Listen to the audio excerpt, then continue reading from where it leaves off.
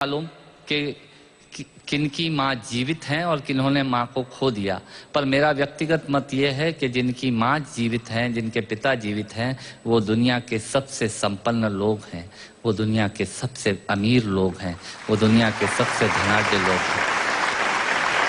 एक मिनट के लिए बचपन में लौटिएगा, याद कीजिएगा जब हम बहुत छोटे थे, माँ की गोद में थे, माँ का स्तनपान करते थे, तब माँ का एक स्तन मुंह में लेकर हमने उस माँ को दूसरे स्तन पर अपने छोटे छोटे पैरों से न जाने कितनी बार मारा, पर उस माँ ने हमें दूध पिलाना बंद नहीं किया।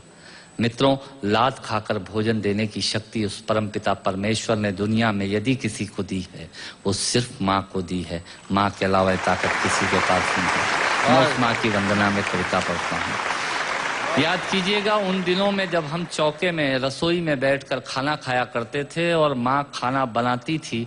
उस वक्त थाली पर बैठकर हमने जब भी इधर उधर देखा, वो माँ समझ गई और उसने नमक का डब्बा हमारी तरफ सरका दिया। हमारे बिना बोले को समझने वाली वो माँ, जब हम उसे खो देते हैं, वो माँ हमें बहुत याद आती है। वो माँ जो हमारे परीक्षा देते जाते वक्त दही की कटोरी लेकर शगुन बनकर आकर खड़ी हो जाती थी, उसे हम खो देते हैं। वो माँ हमें बहुत याद आती है। रमेश सोज की 4 पंक्तियां माननीय नेताजी यहाँ बैठे हैं, मैं पढ़ता हूँ। मुझे अच्छी लगती है कि बहुत रोते हैं लेकिन दामन हमारा नम नहीं होता, इन आंखों के बरसने का कोई मौसम नहीं होता, मैं अपने दुश्मनों के बीच भी महफूज रहता हूँ, मेरी माँ की दुआओं का खजाना कम नहीं।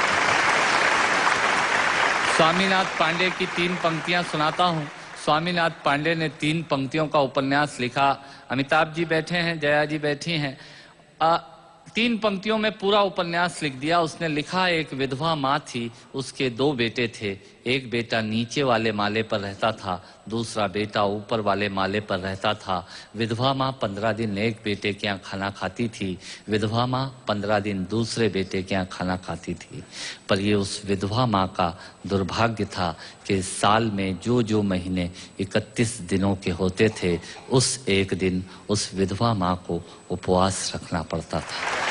9 महीने पेट में रखने वाली माँ जब एक जवान बेटे को एक दिन भारी लगने लगी, तब इस नालायक हास्य व्यंग के कवि ने कुछ पंक्तियां माँ के लिए लिखी। सुनिएगा, यात्रा कीजिएगा मेरे साथ। माँ संवेदना है, भावना है, एहसास है।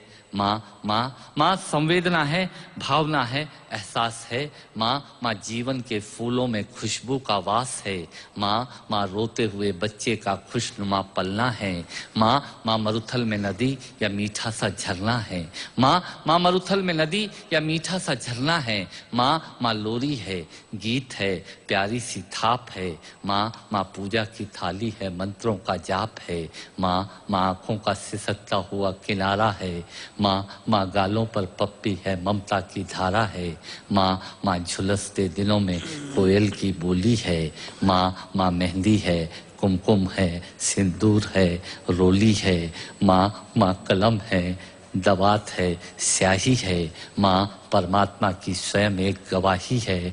माँ त्याग है, तपस्या है, सेवा है।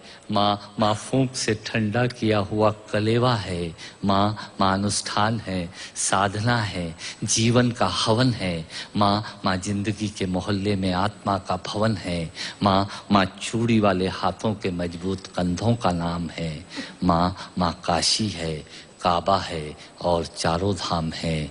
माँ चिंता है, याद है, हिचकी है। माँ बच्चे की चोट पर सिसकी है। माँ चूल्हा, धुआं, रोटी और हाथों का छाला है। माँ जिंदगी की कड़वाहट में अमृत का प्याला है। माँ पृथ्वी है, जगत है, धुरी है। माँ बिना इस सृष्टि की कल्पना अधूरी है।